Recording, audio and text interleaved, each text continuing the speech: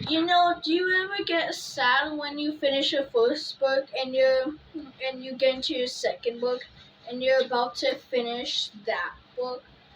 Well, that's exactly what might happen today. As there's 12 chapters in this book, and we are currently on chapter 8 as we have 4 more chapters left. So it is kind of sad, as you can see, but don't worry, all these I survived read alouds will not stop as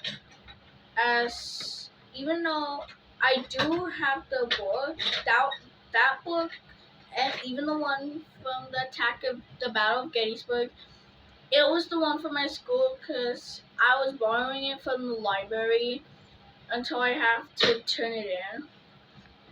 But it's a relief for the Battle of Gettysburg, but not a relief for the destruction of Pompeii. But don't worry, I'll still probably get the book from Barnes& and Noble, but without further ado, let's get into the chapter.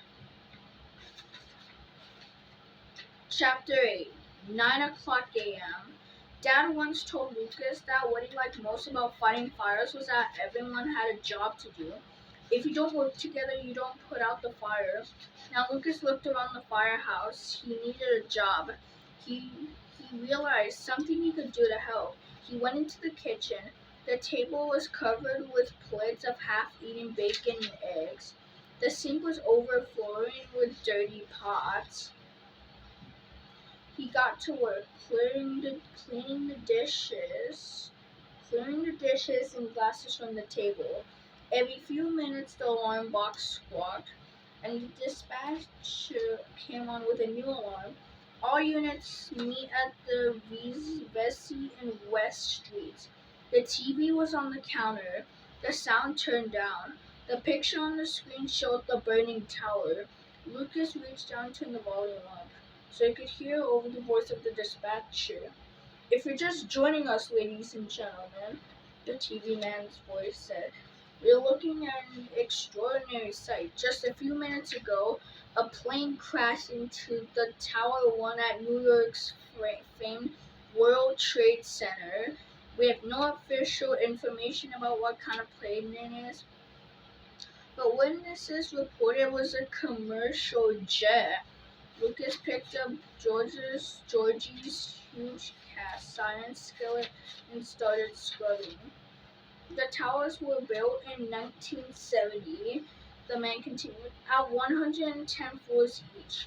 They are once the tallest buildings in the world. There are hundreds of firefighters on the scene. We have reports that firefighters have been entering the building and heading up the stairs to reach people who might need assistance.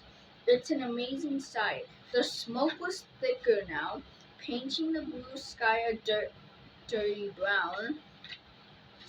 There were white dots floating in the smoke, almost like confetti. Paper, Lucas realized. Millions of pieces of paper swept out through the hole in the building.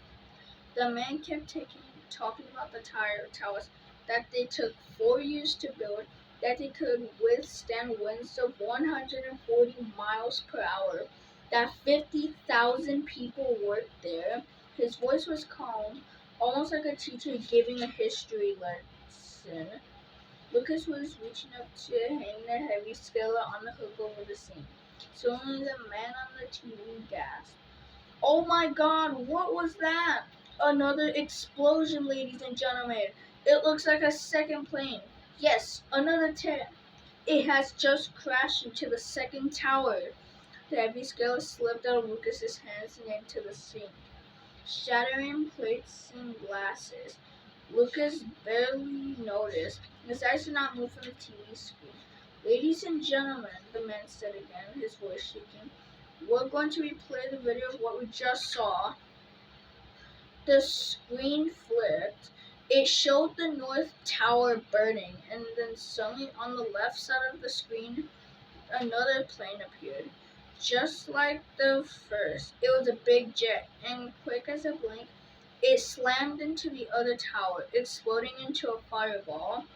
Fire erupted out of all sides of the building, a ring of flaming blackness. Now there were two clouds of churning black smoke. Lucas's heart pounded. It was hard to breathe.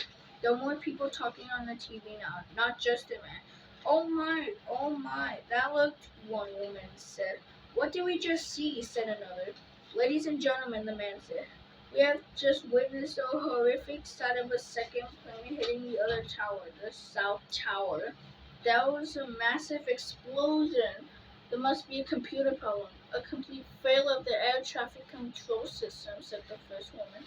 What the man said next made Lucas' entire body just start to shake. That did not look like an accident, he said. It looks like the plane flew into that tower on purpose. I think this is some kind of attack. That is the end of chapter 8. So, this is mostly about the attacks of September 11, as it says on the cover. But let me know what you guys think. But for now, we're about to start chapter 9 in the next video.